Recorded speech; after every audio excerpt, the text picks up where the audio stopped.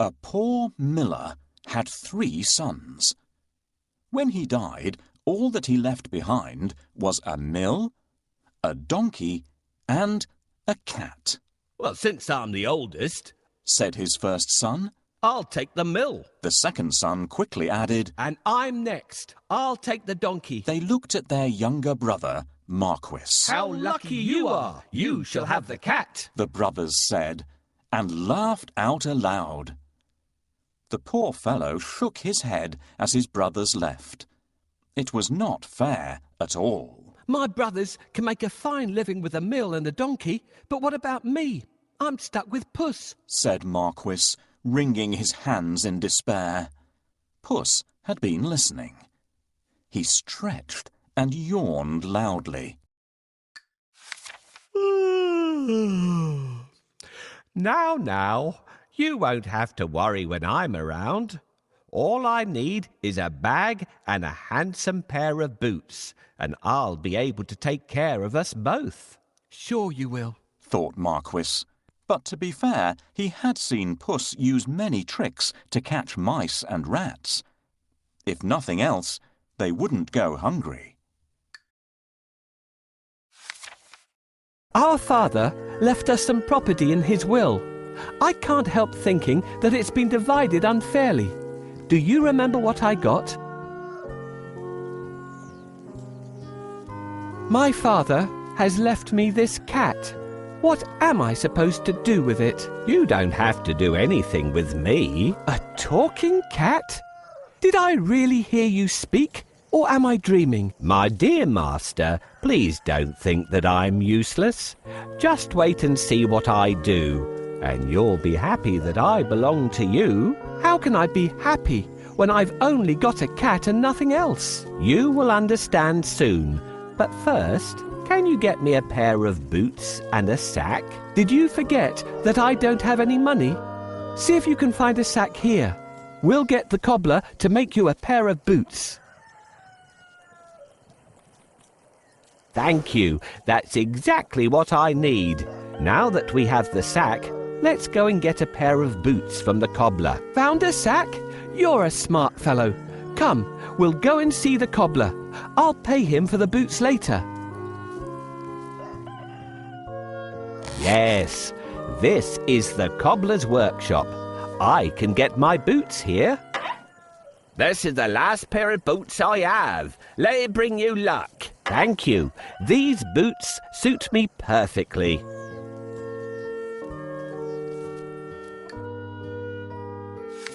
Soon the cat was given his own pair of boots and the new bag that he had asked for.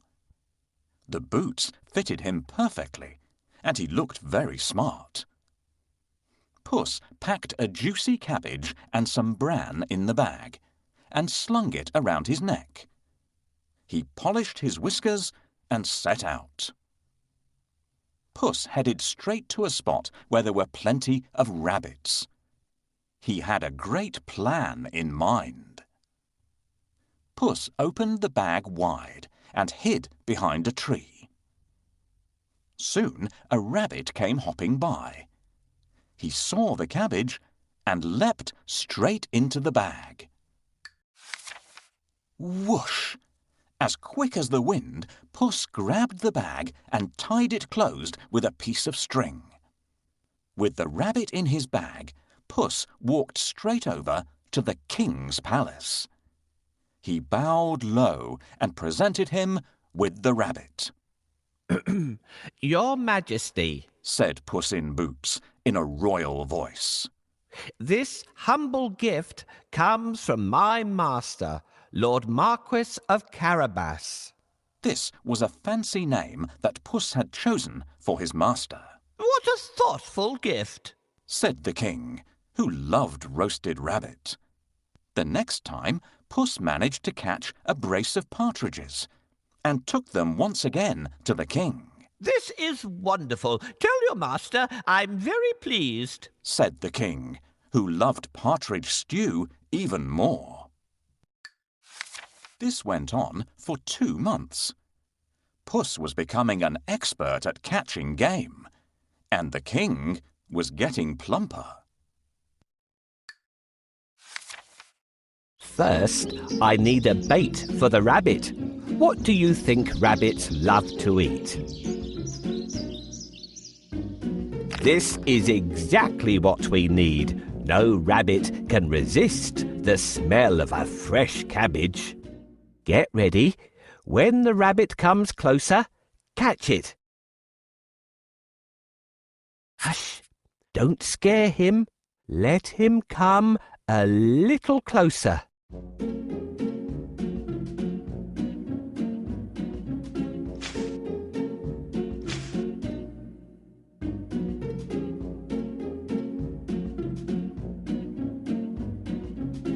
Got you. Thanks for your help. I will take this rabbit to the castle and offer it to the king.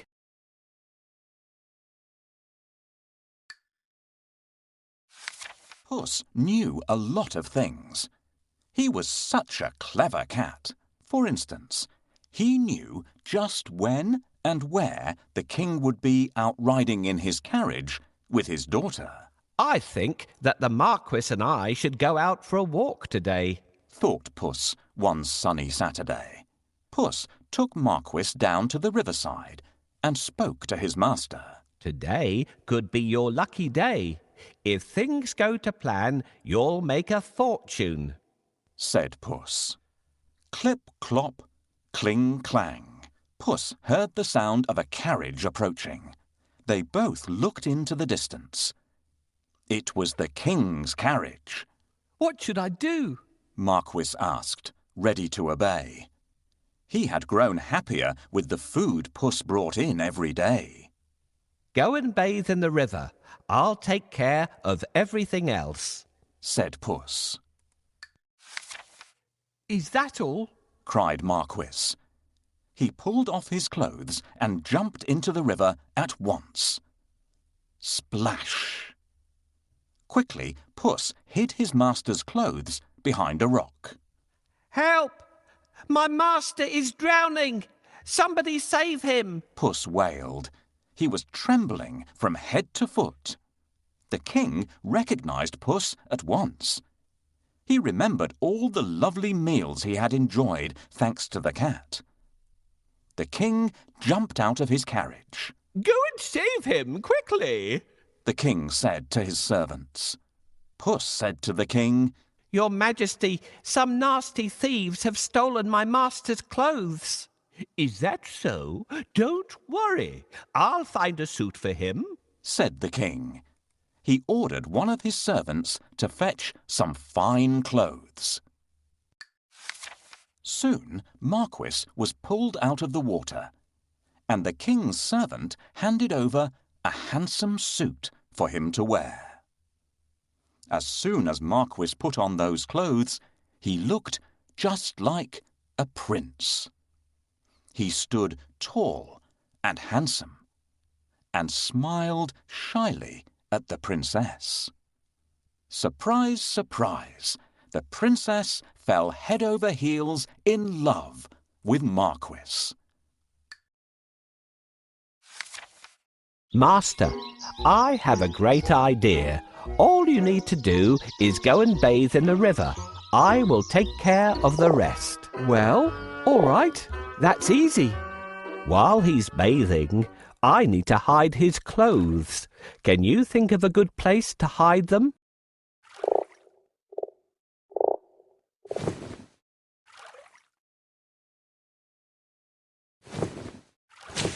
Yes, this is a good place to hide them. The first task is done. We should wait for the king now. Can you see the coach? Your Majesty, please help!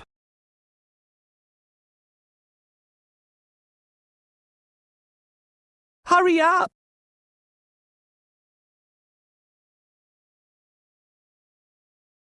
My master is drowning!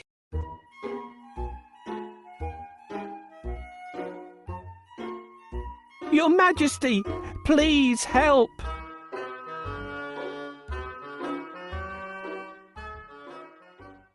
My master is drowning!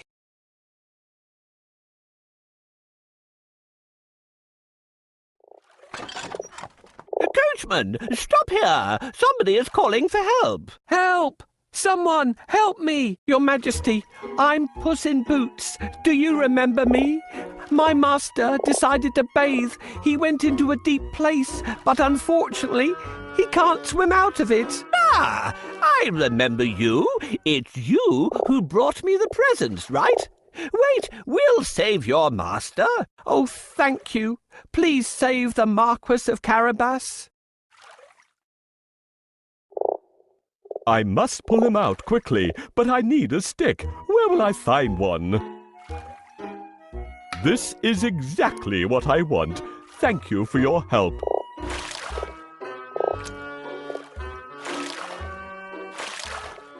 Here you are, dear Marquis of Carabas, safe on land again. Your Majesty, while my master was swimming, his wonderful suit has been stolen. Now he has no clothes to wear. I'll order one of the best suits to be sent from the royal cloakroom for your master. Thank you for your help. How can I pay you back? We would be delighted if you could join us on our journey. What do you say? Oh, of course. My master would be pleased to accompany you. Yes, I'd love to take up your offer and get better acquainted with you and your daughter. Then take a seat and let's go. I'm pleased to meet you, dear Marquis of Carabas. Puss grinned. Things were going just as he had planned. But he had more work to do. If you will excuse me, I'll go and make suitable arrangements to receive our king at the castle. Puss said. Marquis was puzzled because he didn't live in a castle. But he kept quiet. Puss ran ahead and met some men mowing the fields. My good fellows, stop your work and listen.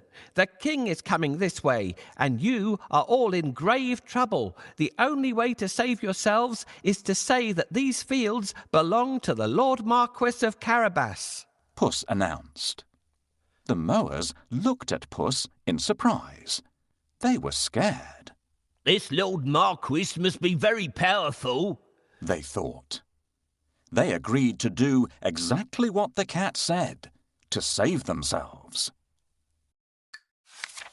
Puss went ahead and saw some men and women reaping grain in a field.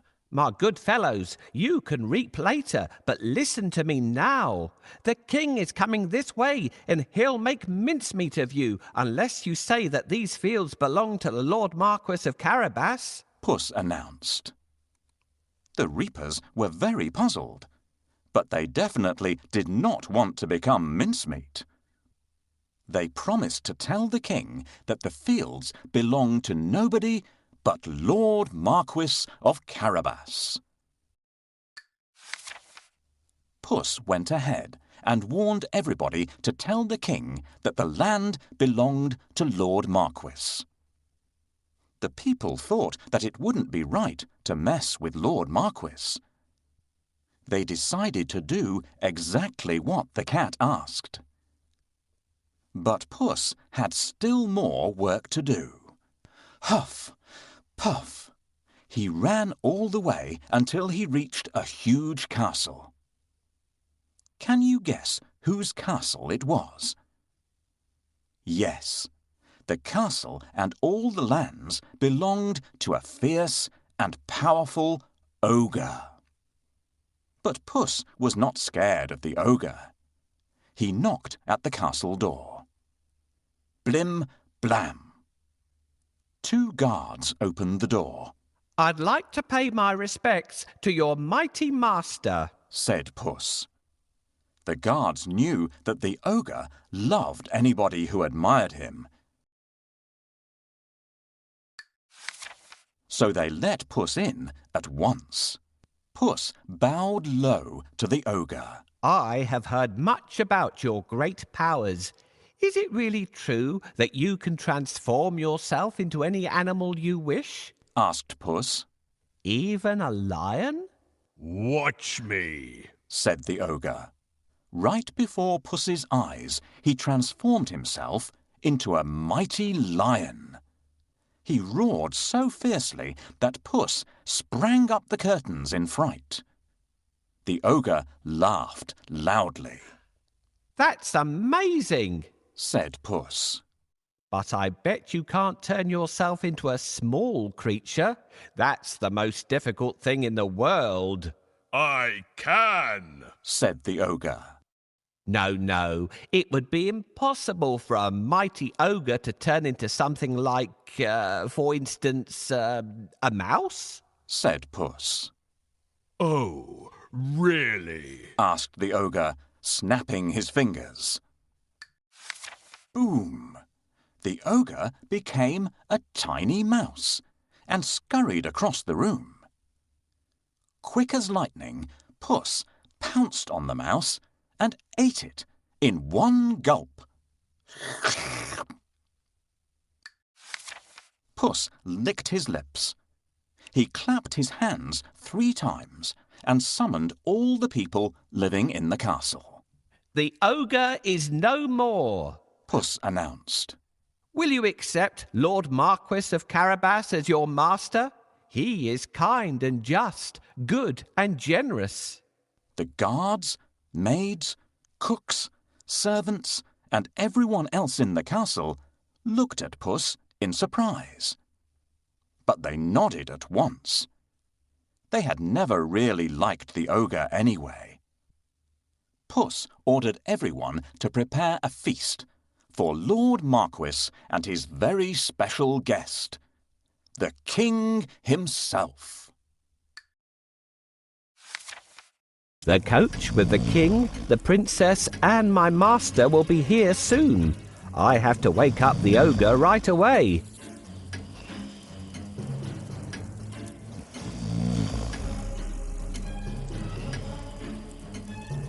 I don't think we would wake him up this way.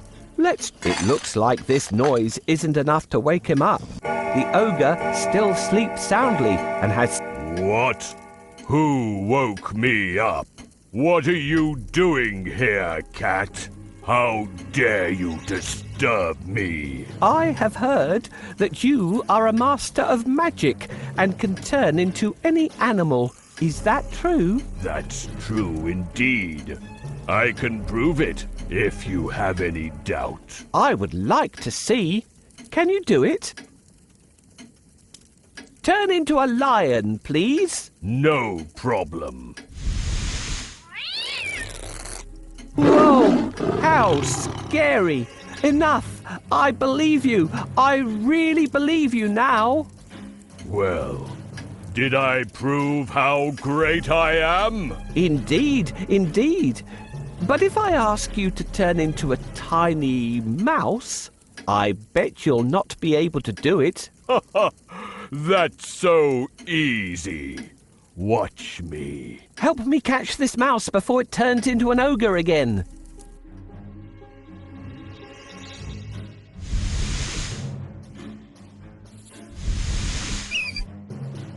Hooray! Now my master owns this castle. I'm smart and handsome. I'm the one and only Puss in Boots.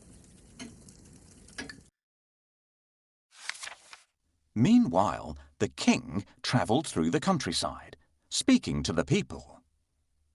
He was very surprised to learn that almost all the land around him belonged to the young man by his side.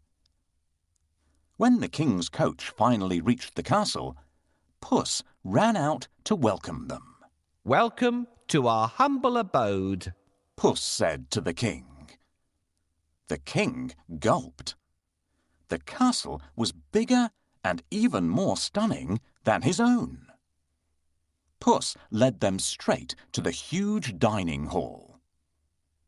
The table groaned with the weight of roast chicken, rabbit stew, mince pies, smoked duck, and hundreds of other dishes. The king was in 7th heaven. After eating the great feast and sipping the finest wine he had ever tasted, the king said, My dear Lord Marquis, I'd be delighted if you would marry my only daughter. Marquis smiled at the princess. I will if the princess wishes to live with me, said Marquis shyly.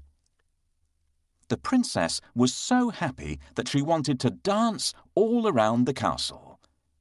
She blushed in delight and nodded. They married and lived happily ever after. And so did Puss, because loyal Marquis made him a lord of the castle. Puss enjoyed great feasts every day, and did not go after rats or mice any more, except now and then, when he wanted some fun.